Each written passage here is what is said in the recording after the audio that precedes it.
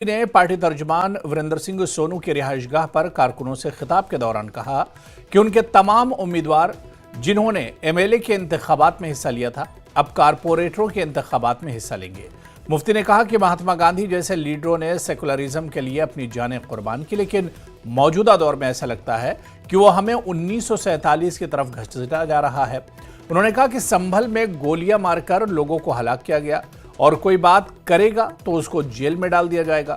मुफ्ती ने कहा कि अजमेर शरीफ की दरगाह सेकुलरिज्म की अलामत है, मगर अब इसके अंदर मंदिर तलाश करने की कोशिश की जा रही है। उन्होंने कहा कि इंतखाबी नतायज और इसके बदलने वाले फीसद पर भी शुकूक व शुबहात हैं। मुफ्ती ने कहा कि बांग्लादेश में हिंदुओं के साथ जुल्म हो रहा है, लेकिन जब हम अपने मुल्क में अक़लियतों के साथ ऐसा कर रहे हैं तो हम में और उनमें क्या फ़र्क है। उन्होंने कहा कि जम्मू सेकुलरिज्म की मिसाल है, लेकिन पता नहीं इन्हें कहीं अपनी सियासत के लिए यहाँ भी कोई मस्जिद न मिले। पावर प्रोजेक्ट्स होने के बावजूद हमारे पास बिजली नहीं है। एनसी ने 200 यूनिट मुफ्त बिजली देने का वादा किया, लेकिन पता नहीं वो क्या करेंगे। इन्होंने बहुत अच्छी तरह ये इलेक्शन लड़ा और बड़ा जोश और खरोश के साथ लड़ा और आप लोग साथ रहे, उसकी मैं बहुत शुक्रगुजार हूँ। अब मैंने इनको एक जिम्मेवारी दी है। मैंने कहा हमारे जितने भी असेंबली कैंडिडेट्स हैं, अगर वो शहर में हैं तो वार्ड इलेक्शन लड़ेंगे, अगर वो गांव में है तो सरपंच इलेक्शन लड़ेंगे, क्योंकि ये सीढ़ी है। आपको कहीं ना कहीं से शुरुआत करनी है। इसमें कोई मलाल की बात नहीं है कि आपने असेंबली लड़ा तो आप वार्ड नहीं लड़ सकते, ऐसा नहीं होना चाहिए। और उसमें आप लोगों को इनको जिता के वापस भेजना है, ताकि ये अपने लोगों की, अपने मोहल्ले की छोटे छोटे काम कर सके। क्योंकि सरकार तो अब बीजेपी की एक तरफ से, एनसी और कांग्रेस की दूसरी तरफ से है। बांग्लादेश से मुतालिक महबूबा मुफ्ती के बयान पर रद्द-ए-अमल जाहिर करते हुए बीजेपी के सीनियर लीडर रविंदर रैना ने महबूबा मुफ्ती को तनकीद का निशाना बनाया और उन्हें मुल्क दुश्मन करार दिया। सारी दुनिया देख रही है कि किस प्रकार बांग्लादेश के अंदर अल्पसंख्यक समुदाय के लोगों को चुन चुन कर निशाना बनाया जा रहा है। घरों में घुसकर बांग्लादेश के अंदर महिलाओं को, बेटियों को निशाना बनाया जा रहा है। यहां तक कि बांग्लादेश के संस्थापक शेख मुजीबुर रहमान की प्रतिमा को, उनके स्टैचू को बुलडोज किया गया, खंडित किया गया और वहां की चुनी हुई प्रधानमंत्री शेख हसीना जी को 1 घंटे के अंदर अंदर बांग्लादेश से बाहर निकाल दिया गया। मानवाधिकारों का हनन इस समय बांग्लादेश के अंदर हो रहा है, मानवता का कत्ल बांग्लादेश के अंदर हो रहा है। और ऐसे में मैडम महबूबा मुफ्ती ने जिस प्रकार बांग्लादेश की तुलना अपने बयान में भारत का जिक्र करके की है, बहुत दुर्भाग्यपूर्ण है, निंदनीय है। ये राष्ट्रद्रोह है जो महबूबा मुफ्ती ने किया है और ये उनके खिलाफ एक आपराधिक मामला बनता है। उन्होंने राष्ट्रद्रोह किया है। पीपल्स कॉन्फ्रेंस के चेयरमैन सज्जाद गनी लोन ने वज़ीर आला उमर अब्दुल्लाह को निशाना बनाया है। सज्जाद ने लिखा कि इंतखाबी दौर में उमर की बॉडी लैंग्वेज और लहजे जारहाना थे। पूरी मुहिम बीजेपी के खिलाफ थी और ये उनके काम आया और उनको बहुत बड़ा मैंडेट भी मिला। सज्जाद ने कहा कि इंतखाबात के बाद उमर जारहियत खत्म हो गई है। उमर अब्दुल्ला की बयानात ठंडे पड़ गए हैं। जारहियत की जगह बीजेपी की आला क़यादत को शाले तोहफे में देने वाले ज़िल्लत आमेज़ मनाजिर ने ले ली है। दिल्ली जाकर शाले तोहफे में देने की क्या जल्दी थी। कश्मीरियों का ख्याल था कि उन्होंने इंतखाबात के दौरान एक ऐसे शख्स को वोट देकर बीजेपी को सबक सिखाया जिसे वो बीजेपी का सबसे ज़्यादा मुखालिफ समझते थे।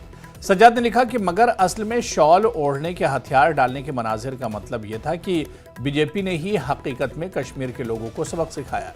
उमर ने इंतखाबात के दौरान बीजेपी पर हमला करने के लिए जोशो खरोश का मुजाहरा किया और अब इनके सामने हथियार डालने के लिए जोशो खरोश का मुजाहरा कर रहे हैं। उमर इतने मायूस लग रहे हैं कि बीजेपी के दरवाजे पर कदम रखते हैं। लोन का कहना है कि उमर की शॉल तोहफे में देने का जोश बीजेपी गुड बनने की ख्वाहिश, कांग्रेस के एक्सेस बैगेज को उठाने में उमर की वाज़े तकलीफ उन तमाम कश्मीरियों के लिए दांतों पर एक लात है जिन्हें ये मानने के लिए धोखा दिया गया कि उमर ही आखिरी सेकुलर जंगजू हैं जो बीजेपी का मुकाबला कर सकते हैं। सज्जाद ने लिखा कि उमर अब्दुल्ला अब वही जबान बीजेपी एलजी के खिलाफ क्यों नहीं इस्तेमाल करते? क्या वो डरते हैं या वो समझौता कर रहे हैं? कश्मीरियों ने उमर को मैंडेट दिया है, उमर इनके लिए लड़े।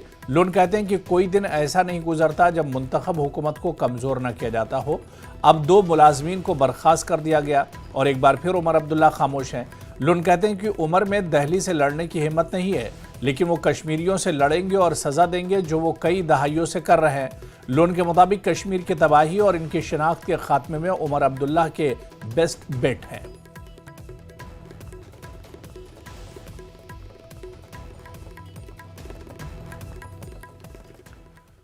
एपेक्स बॉडी और केडीए 4 नुकाती एजेंडे पर बातचीत के लिए 3 दिसंबर को नई दिल्ली में वजारत दाखिला से मुलाकात करेंगे। एपेक्स बॉडी लेह और केडीए के 4 नुकाती एजेंडे में रियासत का दर्जा, 2 लोकसभा सीट और भर्ती के कवानीन और पब्लिक सर्विस कमीशन शामिल है।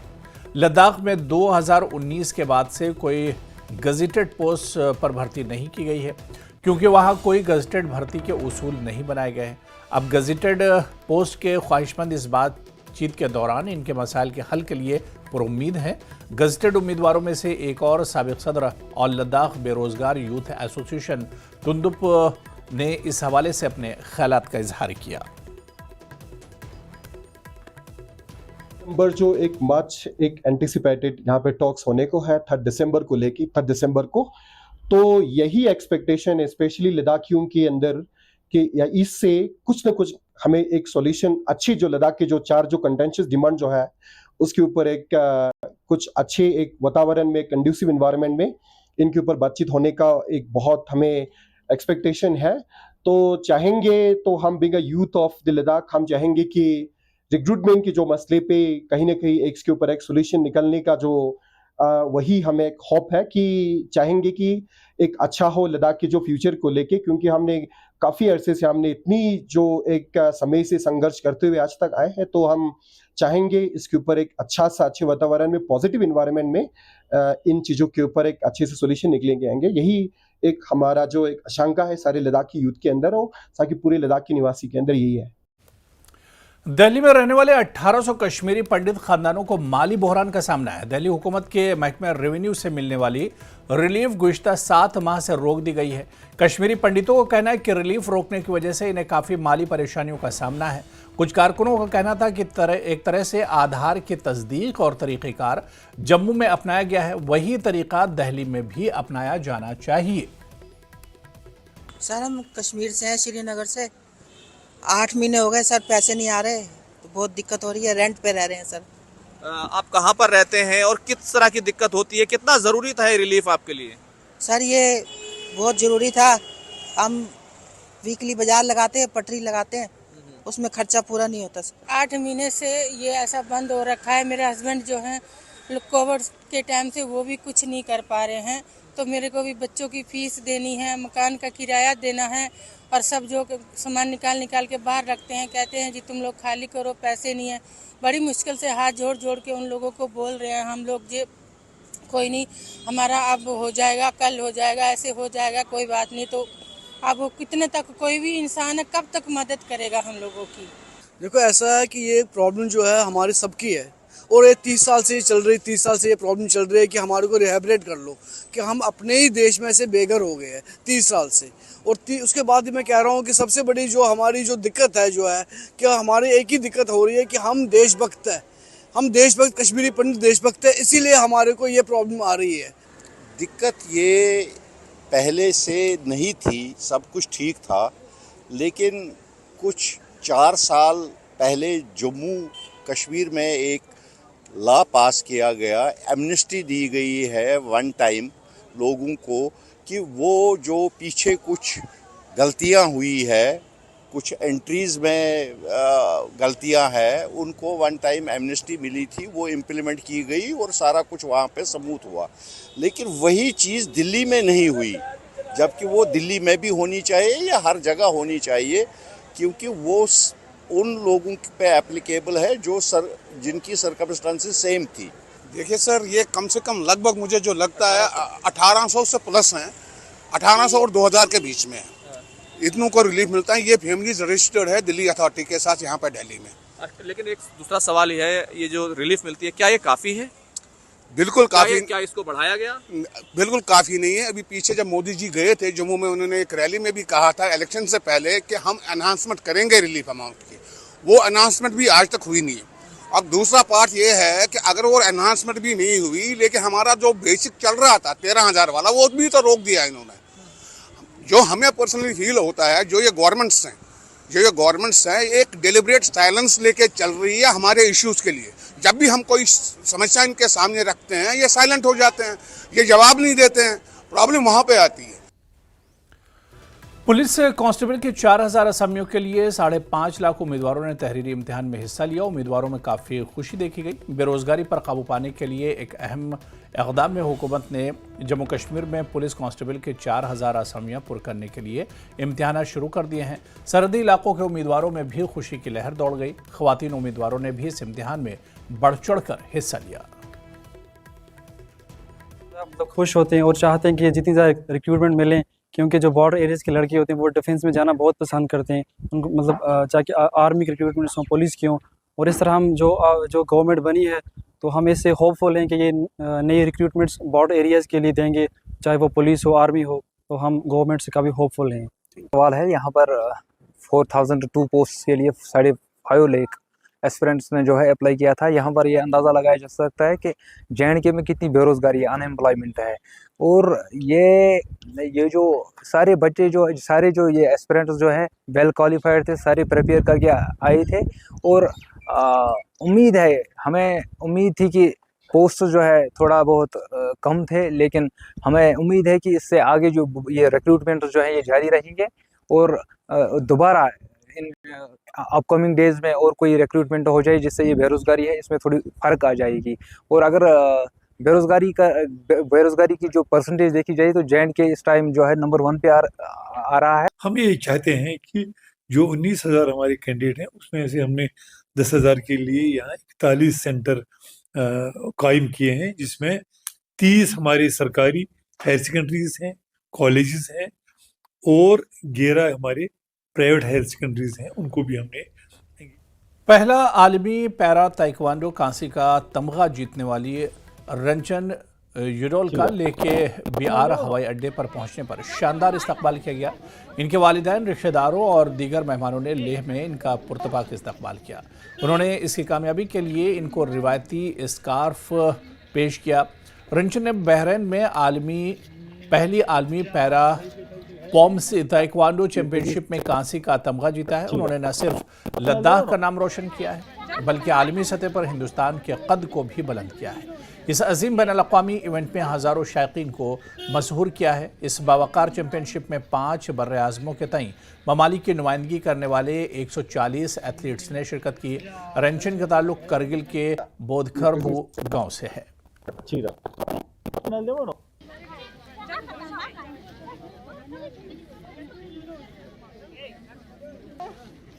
मुझे बहुत अच्छा लगा कि मैं बेन तक पहुंचूं।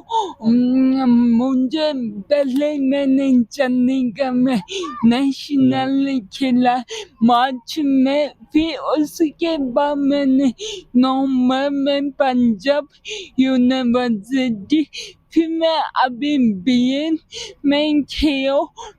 मुझे बहुत अच्छा लगा। मैं सबको थैंक यू बोलना चाहती हूँ।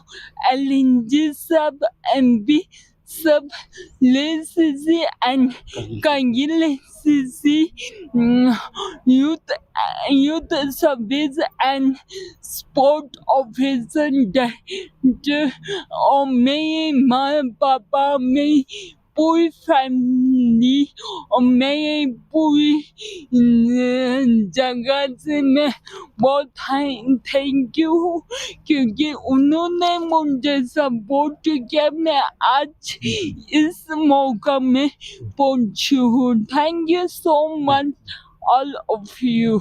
आज मैं बहुत खुश हूँ। मैं नहीं बल्कि मैं सब खुश है, क्योंकि हमारे इस लद्दाख जैसे एरिया से इस हमारे मुल्क के लिए एक मेडल लेके इंटरनेशनल लेवल पे खेल के हमारे अपने कंट्री का नाम रोशन करके आया। इस पर मैं बहुत खुश हूँ और मैं पूरी उम्मीद करता हूँ कि आगे भी इसको इसी तरह से गवर्नमेंट की तरफ से, एलजी साहब की तरफ से, हर जगह से इनको सपोर्ट मिला, आगे भी सपोर्ट करते रहे तो हिंदुस्तान का नाम हमारे लद्दाख से ही भी इस तरह हमारे हिंदुस्तान का नाम रोशन करने का और भी मौका मिले।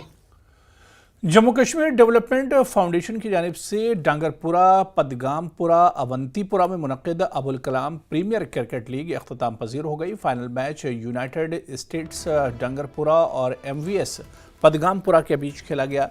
यूनाइटेड स्टेट्स डांगरपुरा ने शानदार जीत दर्ज करके टूर्नामेंट अपने नाम किया। खादी विलेज बोर्ड की चेयरपर्सन डॉक्टर हिना शफी भट्ट मेहमान खुसूसी थीं।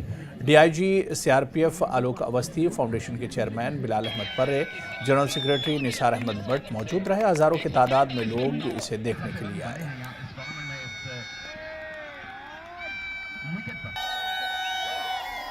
कश्मीर डेवलपमेंट फाउंडेशन का यही एक विजन और मिशन यही है कि ड्रग से दूर चले और जो सोसाइटी में सोशल इवल्स है उनसे लोग दूर चले। और मेन जो मोटिव हमारा है कि एक जिसमें एक्सपोजर होगा क्रिकेट में या किसी भी स्पोर्ट्स में और जम्मू एंड कश्मीर जामीन बनता है उसका, और उनको भी क्या भी फैसिलिटी चाहिए जम्मू एंड कश्मीर वॉइस उनकी बनती है, चाहे नेशनल और इंटरनेशनल सेमिनारों में या कनक्लेव में या ग्राउंड्स में उनको चाहिए। क्रिकेट का टूर्नामेंट और जिसमें हजारों की तादाद में दर्शक आना, ये अपने आप में बताता है कि कश्मीर किस दिशा में जा रहा है। ये खुशहाली का संदेश है और युवा लोग अगर खेल में रहेंगे तो मान के चलिए कि स्वस्थ शरीर में ही स्वस्थ दिमाग रहता है, तो ये पूरे रियासत के लिए, आवाम के लिए बहुत ही अच्छी बात है। जो जम्मू कश्मीर डेवलपमेंट फाउंडेशन है, बच्चों को हर डिस्ट्रिक्ट में 32 टीम्स है, 10 डिस्ट्रिक्ट्स में खिला रही है। तो आप देखिए इतना ठंडा मौसम जिसमें भी बच्चे खेल रहे हैं, तो बच्चों की सेहत के लिए अच्छा है, मेंटल हेल्थ के लिए अच्छा है। बारामूला में LOC के करीब औझाद गांव में बॉर्डर सिक्योरिटी फोर्सेस ने अपनी 60वीं यौम तासीस इंतहाई जोश व खरोश के साथ मनाई। मेंढर सब डिवीज़न में मुनक्किदा इस प्रोग्राम में मकामी अवाम और मुख्तलिफ स्कूलों के तलबा ने बड़ी तादाद में शिरकत की। तलबा ने अपने सकाफती पेशकशों के जरिए इस तकरीब को यादगार बना दिया। इस मौके पर BSF के कमांडिंग ऑफिसर राकेश कुमार ने मीडिया से बात करते हुए मुल्क के शहरियों को यकीन दहानी कराई। इनका कहना है कि हम सरहदों पर तैनात हैं और पूरे मुल्क को ये पैगाम देना चाहते हैं कि आप बेफिक्र रहें, हमारी तरजीह मुल्क का तहफ़्फ़ुज़ और सरहदों की हिफाजत है। कमांडिंग ऑफिसर ने यह भी बताया कि मकामी अवाम और फोर्सेस के दरमियान मजबूत ताल्लुकात हैं।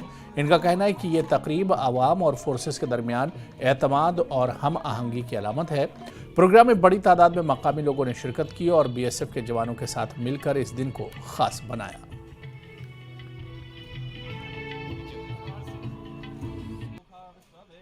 साठवें रेजिंग डे पे मैं अपने पूरे BSF के परिवार को और भारतवर्ष को मैं एक संदेश देना चाहता हूं कि हम सीमा सुरक्षा बल के कर्मचारी हम भारत की सीमाओं पर डटे हुए हैं और हम ये आश्वासन देते हैं देशवासियों को कि जब तक हम यहाँ हैं पूरा देश सुरक्षित है। और तकरीबन 1.25 साल का कार्यकाल यहाँ पे BSF का हुआ है और मेरा यही है कि यहाँ हम अपने देश की सुरक्षा, भारत माता की सुरक्षा में हम लगे हुए हैं और हम ये करते हैं मनोकामना कि हम आगे भी इस चीज़ को करते रहें। सेवा भारतीय राजौरी यूनिट ने दशहरा ग्राउंड राजौरी में झुग्गी बस्ती के रिहायशियों के लिए एक तिब्बी और सेहत कैंप का इनेकाद किया। इस कैंप में गरीब आवाम को मुफ्त तिब्बी मुआयना और दवाइयाँ फराहम की गईं। ये इक़दाम इन अफराद के लिए एक अहम कदम है जो तिब्बी सहूलतों तक रसाई से महरूम है। कैंप में बड़ी तादाद में लोगों ने शिरकत की और मुफ्त इलाज का फ़ायदा उठाया। सेवा भारती के इस इक़दाम को आवाम ने सराहा और शुक्रिया अदा किया।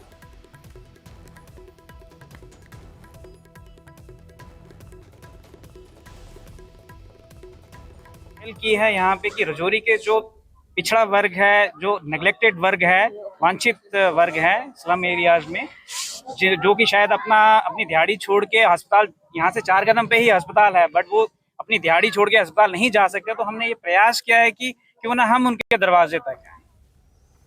सीआरपीएफ की 84 बटालियन ने रामबन के गांव साउनी में एक दिन तवील मुफ्त तिब्बी कैंप का इनेकाद किया। इस कैंप में तकरीबन 250 ज़रूरतमंद देहातियों, जिनमें ख़वातीन, बच्चे और बुजुर्ग शामिल थे, इनको मुफ्त इलाज और दवाइयाँ फराहम की गईं। 84 बटालियन के कमांडिंग श्री एन रणबीर सिंह ने कैंप का इफ्तिताह किया। उन्होंने कहा कि सीआरपीएफ कौम की तामीर में फ़ाल तौर पर हिस्सा ले रहा है।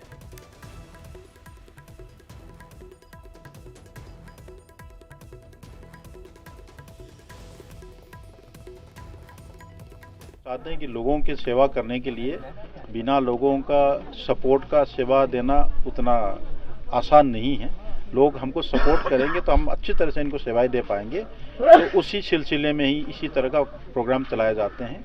आने वाले कैंप में अभी हम लोग सोच रहे हैं कि एक जगह उसमें भी करने के लिए, दुखसन गांव है हमारा, उस तरह से भी थोड़ा इंटीरियर इलाके में, तो ये करेंगे। और ये रेगुलर चलता रहता है इस तरह का प्रोग्राम जो है, तो करता रहेंगे, हर बार करते रहेंगे। पुंछ किले में वाक़ तारीखी विष्णु मंदिर में आज सालाना यज्ञ और भंडारे का इनेकाद किया गया। ये मंदिर तकरीबन 500 साल पुराना है और पुंछ ज़िले में वाहिद विष्णु मंदिर है। इस भंडारे में हज़ारों अफराद ने शिरकत की और मुख्तलिफ मज़ाहिब के लोगों ने प्रसाद हासिल किया। दिन भर मंदिर में भजन कीर्तन जारी रहा, जिसने माहौल को रूहानी रंगों से भर दिया। ज़िला सनातन धर्म सभा के सदर चित्रपाल शर्मा ने मंदिर और किले की तारीख बयान करते हुए कहा कि विष्णु मंदिर भारत के मुनफरिद मंदिरों में शुमार होता है, जहां विष्णु भगवान की तमाम मूर्तियां पीतल से बनी हुई हैं और भक्तों को अपनी जानिब राग़िब करती हैं। आज जो हमारा पुंछ का प्राचीन किला है, जो राजाओं के समय का किला है, यहाँ के अगर इतिहास की बात करें तो जब इस किले का निर्माण जो है वो प्रारंभ हुआ, तो ये जो इसका निर्माण करते वक्त जब दिन को जो काम होता है वो रात को सारा काम, सारी दीवारें गिर जाती थी। और अंत में किसी संत महात्मा ने महाराज को बताया कि यहाँ पर अगर किसी एक ब्राह्मण बच्चे की अगर बलि लगाई जाए तो उसके बाद ही किले का निर्माण हो सकता है। तो कहते हैं कि उस समय महाराज ने सुरनकोट के अंदर एक ब्राह्मण परिवार से एक बच्चा ला करके उसकी यहाँ बलि दी और उसके बाद जो है इस मंदिर का निर्माण, इस किले का निर्माण जो है वो प्रारंभ हुआ।